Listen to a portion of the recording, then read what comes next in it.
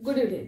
आज हम लोग पढ़ाई करेंगे वर्ग 7 विषय अतीत से वर्तमान अध्याय 1 कब, कहां और कैसे।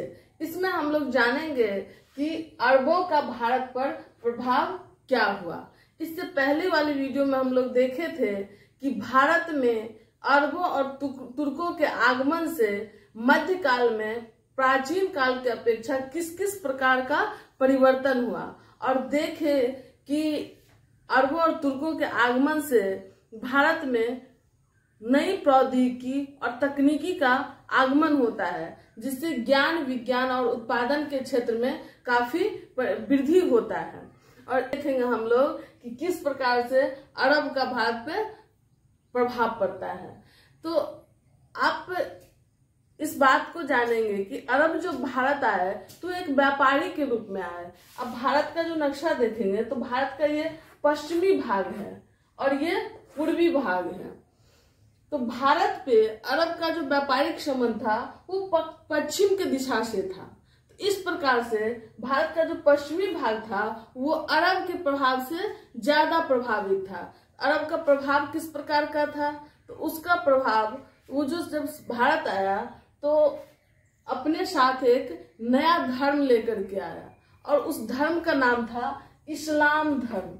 अब देखेंगे कि 712 ईस्वी में अरब के राजा मोहम्मद बिन कासिम भारत पे आक्रमण करते हैं और भारत के सिंध क्षेत्र पे अपना शासन भी स्थापित कर लेते हैं। इस प्रकार से 8वीं शताब्दी में अरब भारत पे अपना शासन भी पश्चिमी भाग में, भारत के पश्चिमी भाग में सिंध क्षेत्र में अपना शासन स्थापित करते हैं।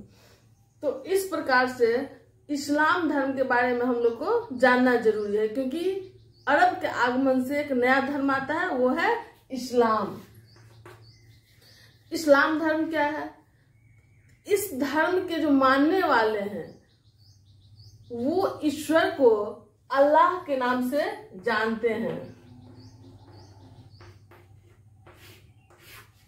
जिस प्रकार से हिंदू धर्म के लोग ईश्वर को भगवान कहते हैं, उसी प्रकार से ये लोग ईश्वर को अल्लाह कहते हैं। और इनका इस ईश्वर में, इस अल्लाह में विश्वास है कि ये एक सर्वशक्तिमान शक्ति है। इनका कोई रूप नहीं है, कोई आकार नहीं है, ये निराकार रूप में अल्लाह का उपासना करते हैं, पूजा पाठ करते हैं। और अल्लाह की जो बातें हैं उनको जो इस्लाम धर्म के मानने वाले हैं, फॉलोअर्स हैं, उन तक पहुंचाने की काम जो व्यक्ति करते हैं उनको इन्होंने पैगंबर कहा। मतलब कि अल्लाह का पैगाम, संदेश, जिसे हम लोग हिंदी में संदेश कहते हैं, उसे उर्दू में पैगाम कहा जाता है। और अल्लाह का पैगाम जो व्यक्ति लाया पृथ्वी पे उसे पैगंबर कहा गया। और पैगंबर जो थे उनमें सबसे पहला पैगंबर जो थे उनको आदम अलैहिस्सलाम के नाम से जाना जाता है। इस प्रकार से कई पैगंबर जो अल्लाह की बात को पृथ्वी तक लाने का काम किए, जिसमें प्रमुख है, पहला आप देख लीजिए कि आदम अलैहिस्सलाम है, अन्य दूसरा है इब्राहिम है, मूसा है, ईसा है, ईसा मसीह, यीशु जिसको हम लोग मानते हैं, जो क्रिश्चियन धर्म के मानने वालों के लिए गॉड फादर के नाम से जाने जाते हैं, वो भी पैगंबर ही हैं जो ईश्वर की संदेश को पृथ्वी तक लाए। इस प्रकार से कई पैगंबर हुए। आगे हम लोग देखते हैं कि इन अल्लाह की जो पवित्र बातें हैं उनको जिस ग्रंथ में लिखा गया उसे इस्लाम धर्म के मानने वाले लोग पवित्र ग्रंथ के नाम से जानते हैं। उन्हें पवित्र ग्रंथ कहा जाता है। उसका नाम है कुरान शरीफ।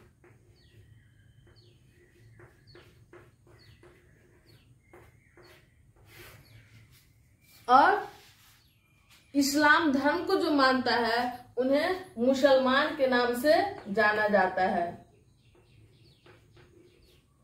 इस प्रकार से हम लोग संक्षिप्त में मुसलमानों और इस्लाम धर्म के बारे में जानकारी लिए। आगे आप देखिएगा कि अरब जब भारत आए तो मुसलमानों के आगमन से भारत में संस्कृति के क्षेत्र में भी काफी प्रभाव पड़ा। अब संस्कृति के क्षेत्र में क्या क्या होता है, वो होता है रहन सहन, खान पान, पहनावा, शिक्षा, इस सब तरह की जो व्यवस्थाएं हैं उसको संस्कृति में हम लोग डालते हैं, धर्म को संस्कृति में डालते हैं। इस प्रकार से आप देखेंगे कि अरबों के आगमन से खान पान के क्षेत्र में भी काफी परिवर्तन होता है। आप कुछ डिश का नाम जानते होंगे जिसमें पुलाव है। जैसे हमारे स्कूल में भी शुक्रवार को पुलाव और छोला की व्यवस्था है। जो आप देखेंगे कि ये पुलाव जो शब्द है ये मुसलमानों का डिश है, मुसलमानों के भारत में आगमन के बाद प्रचलन में आया। इसी प्रकार से बिरयानी का नाम जानते होंगे, फिरनी का नाम जानते होंगे, कोरमा का नाम जानते होंगे। ये सब जो डिश है वो मुसलमानों के भारत आगमन के बाद ही भारत में प्रचलित हुआ। इसी प्रकार से पहनावा और हवा में देखेंगे कि महिलाएं जो भारत की कुर्ती और सलवार जो पहनती है या कमीज सलवार जिसको कहते हैं, वो मुसलमानों का पोशाक था, मुस्लिम महिलाएं पहनती थी, जिसे भारतीय महिलाएं भी स्वीकार कर ली। इसी प्रकार से पुरुषों के लिए कुर्ता पैजामा, आप देखते होंगे कि भारत के जो नेतागण होते हैं उनका फेवरेट होता है कुर्ता पैजामा पहनना। ये कुर्ता पैजामा मुसलमानों का पोशाक था जिसे भारतीय बहुत ही चाव के साथ स्वीकार कर लिए। इसी प्रकार से कई अन्य पोशाक भी है, जैसे लुंगी है, ये अरबों के द्वारा ही, मुसलमानों के द्वारा ही भारत में लाने का काम किया गया। इस प्रकार से हम लोग देखते हैं कि पहनावा और हवा, खान पान, धर्म के क्षेत्र में भी देखिए मध्यकाल में भक्ति आंदोलन का विकास होता है।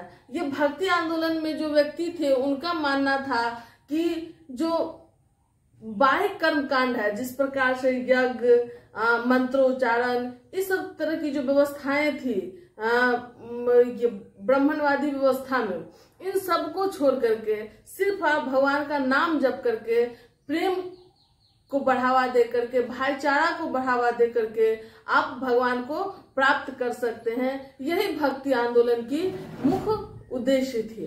प्रकार से हम लोग देखें कि आपकी किताब में दिया हुआ कि एक नई संस्कृति का विकास होता है, वो है गंगा जमुना संस्कृति। इसका मतलब क्या है? इसका मतलब ये है कि जो भारत में जब इस्लाम धर्म के मानने वाले आए तो उसका विकास होता है। उस इस्लाम धर्म को मानने वाले आए तो उनकी जो संस्कृति थी उसका विस्तार भारतीयों के बीच में भी होता है, जो कि अरबों के आगमन के समय सिर्फ भारत के पश्चिमी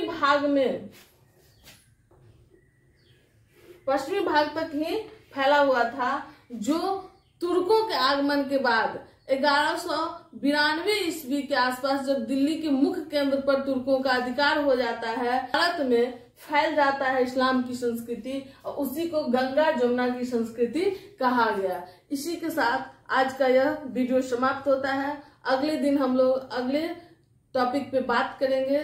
धन्यवाद।